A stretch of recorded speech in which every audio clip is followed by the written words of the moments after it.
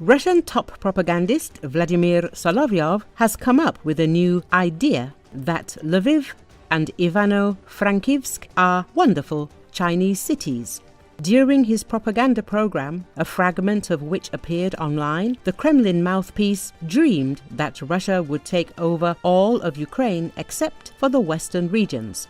He offered that China occupy the Lviv and Ivano-Frankivsk regions. We are taking back our part of Ukraine, and Lviv is a wonderful Chinese city. No? You don't like Chinese Lviv? I really like it. By the way, Ivano-Frankivsk. There are Rusyns, and on their land there are Chinese, Solovyov said. It is worth noting that the guests in the studio reacted with surprise, nodding their heads that they did not agree with this idea. As reported, Russian propagandist Vladimir Solovyov recently attacked residents of Belgorod and called complaints from Belgorod residents about shelling and indifference from other regions vile hysteria. The propagandist, who constantly calls for the killing of Ukrainians, called his compatriots various creatures, pretending to be bloggers who started a vile hysteria. There were a lot of different creatures pretending to be bloggers who said, "Look, the federal government has forgotten Belgorod. Help the people. The people have nothing. It's a nightmare. The people feel abandoned. How can you? While Moscow is having fun, Belgorod is dying." All this vile hysteria, which is immediately picked up by the Ukro-Nazi media, he said on air at Russia 1. The propagandist said that he had visited Belgorod and found out that in December the region had been allocated 1 billion rubles for armored film and shelters. Therefore, to all those who are trying to say that the feds have abandoned us, shut up, bastards, he added. After this, many indignant comments from Belgorod residents appeared on his VKontakte page, offering him to come and live there.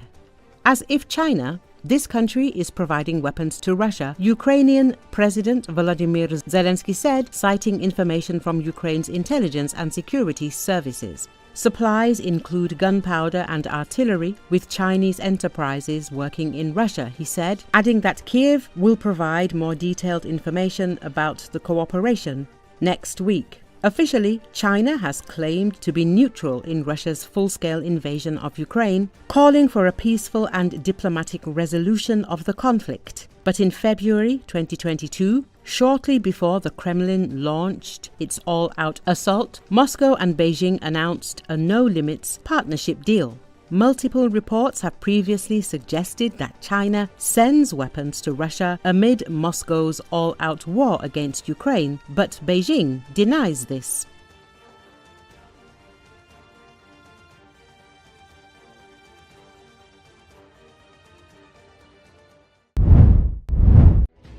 The 63rd Brigade of the Ukrainian Armed Forces has shown footage of the operation carried out by doctors of the 106th Battalion to rescue an infantryman. As can be seen from the footage posted on the brigade's Telegram channel, the M113 armored vehicle carrying the doctors to the combat position was burned down as a result of a strike by the Russian army. The crew members had to wait for additional assistance in the area for 2 hours under fire. The tank crew members who came to rescue helped the doctors reach the position. Drone operators and artillery forces tried to facilitate the movement of the doctors by targeting the positions of the invaders. Although it was not possible to save the infantrymen as a result of the operation, it was possible to ensure that the doctors returned under fire.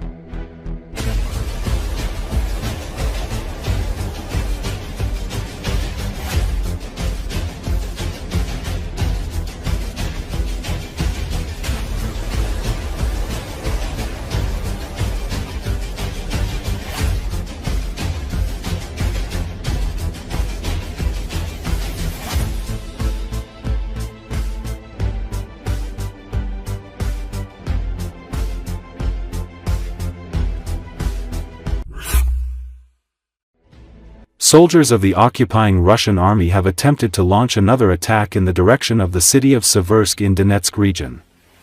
The attack, which was mainly carried out by motorcyclists, was repelled by fighters of the 10th Mountain Assault Brigade of the Ukrainian Armed Forces, who destroyed the vehicles of the invaders, as well as a large number of their personnel, with successive artillery and drone strikes.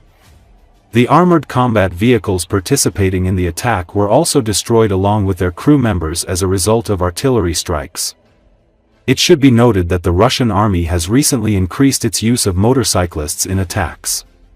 Destroying motorcycles, which are defenseless against drones, is also easier for Ukrainian fighters.